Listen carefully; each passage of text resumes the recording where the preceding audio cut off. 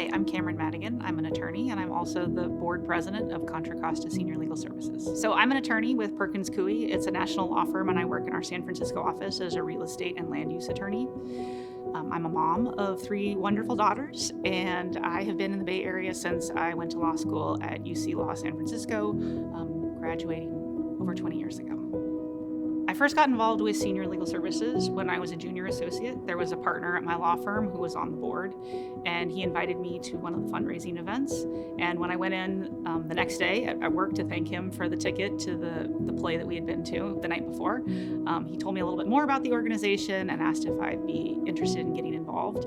And it was the beginning of what has been a very long time working with this great organization, helping seniors in Contra Costa County. And it's sad to say that there are more and more seniors in Contra Costa County who need our assistance. And so it's something that is both an honor to be part of that, but also a need that's going to continue to grow as more and more seniors live in Contra Costa County and at or below the poverty line and needing legal services.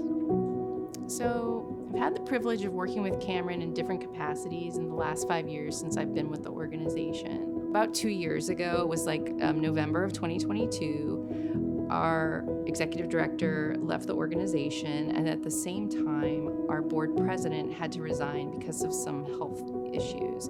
And so Camarin stepped up and agreed to be the board president at a time where the organization was really kind of vulnerable. And I've just been blown away by how committed she has been to our organization. Like, we are so fortunate that she is so giving. I mean, she stepped up to be the board president. She serves on our executive committee. She serves on our fundraising committee. She served on the board governance committee. She helped in every way, shape, and form to support the organization over the last couple years. I think the individual stories are the ones that hit home the most.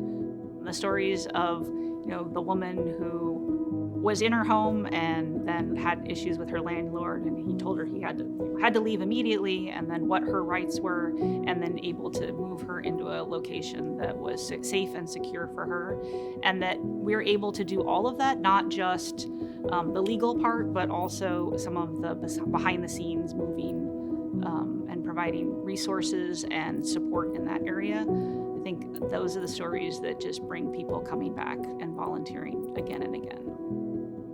She is an amazing leader, first and foremost, but while she's not delivering services to the community like other folks might, she is one step removed, but she is really excellent at bringing the other board members along on important decisions, and she helps sort of steer the organization in a direction that keeps it moving forward and growing and becoming more vital for the community.